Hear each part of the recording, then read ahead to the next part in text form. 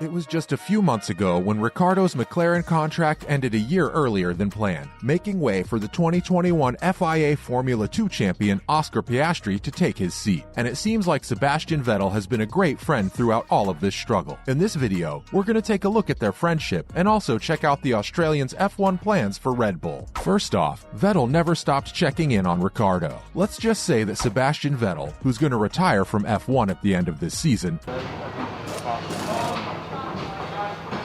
had been quite the moral support for Ricciardo at a difficult time. In fact, it's just like how you turn back to old friends when they'd pick up the phone no matter how many times you've called them, and they'd always check in to make sure you're doing okay. We gotta agree with Ricciardo on this one. Friends like that are super important, and in a sport that's as competitive as Formula 1, you don't really get to see something like this around here. We're not saying it's all about the cutthroat competition on the Formula 1 grid. Of course, they all get on with other drivers and eventually build friendships, a connection, but what we're talking about here is just a much deeper level of friendship. In fact, Vettel's reaction in the middle of all this came off as a surprise to Ricciardo because everything at this point got a little too overwhelming. Maybe the timing was a big part of it too, because when the German reached out, it was right in the middle of the contract chaos, and there was just a lot of noise to deal with. All in all, it was right around the time when Ricciardo needed a friend like that the most. And while we're at it, it probably sounds like we're trying to single him out. We know that there are a couple of other drivers who checked in too.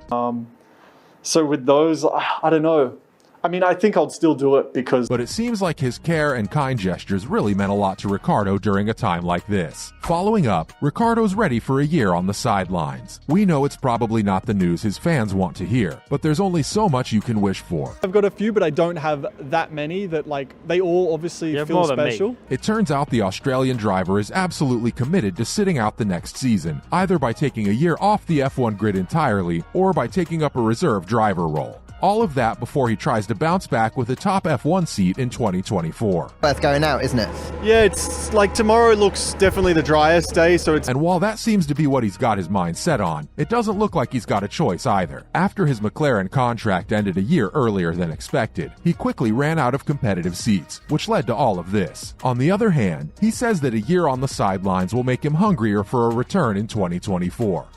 We have a missive from race control. They say they were monitoring a severe downpour that was rapidly approaching. And that wouldn't happen if he had just stuck with a less competitive team for just the sake of racing next year. It's all about the fact that while he's dedicated to Formula 1 and isn't even considering any other motorsport series, no matter how much they want him, we're looking at you, IndyCar. Plus, he doesn't want to settle for anything on the F1 grid just because he's running out of options. He'd much rather just take a step back and come back when there's something worth his time and talent. Not to mention, all he needs right now is a break. He's been talking about how much he needs to take some time off to refocus and rebuild what he lost. In fact, back when the pandemic hit and they had about 3 months off, he felt that that was probably his best season since 2016. So he knows that some time off this time around is going to be great for him as well. It's not. I mean, I think that's where, like, part of me is certainly happy because firstly, it's just fun to drive around. We'll agree every driver is different when it comes to their strengths and weaknesses and the way they handle them. And while there still isn't a guarantee of his 2024 return, he feels that opting for a less competitive car in the upcoming season would be a greater risk for his career than just taking a sabbatical. So that's exactly why he's not jumping into a seat next year, not one that he doesn't think is competitive enough. And like he said, his time at McLaren is proof that there's absolutely nothing guaranteed when it comes to performance. Having said that, if he decides to go for his only available options just to be able to race in 2023, and it ends up becoming another unsuccessful campaign, do you think he'd be able to recover from it? Probably not. If anything, he says he'd probably be done with the sport by then, and that's exactly why it seems more of a greater risk than taking a year off. Coming up, he finally made an official statement about his F1 future.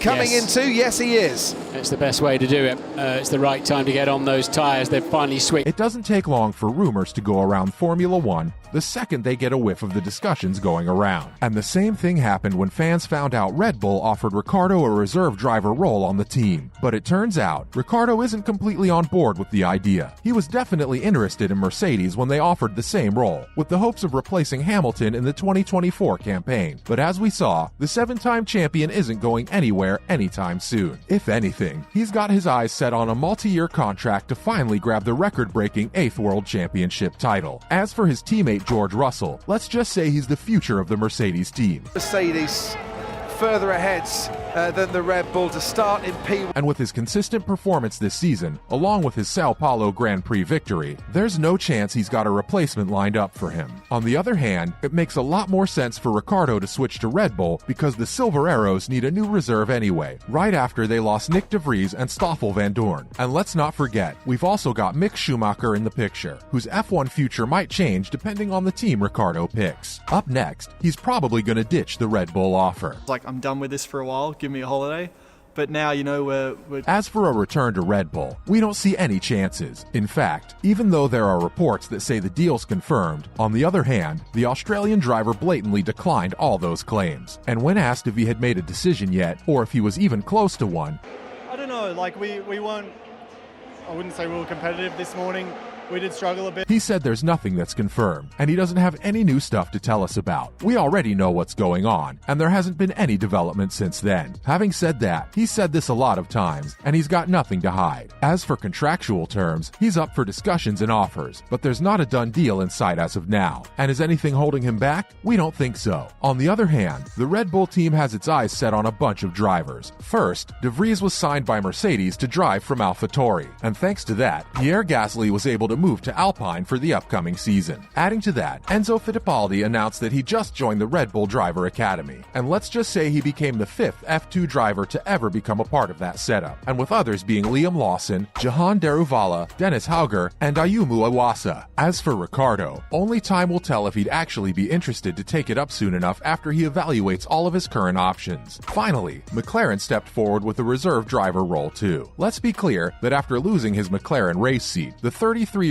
also turned down a move to Haas for the upcoming season and is looking into reserve driver roles instead. And while he was already at a crossroads with Mercedes and Red Bull, another team joined in. It turns out that the Australian driver got another offer, but this one might be a bit too close to home because it's McLaren. For Red Bull, for Formula One, and for yourself too.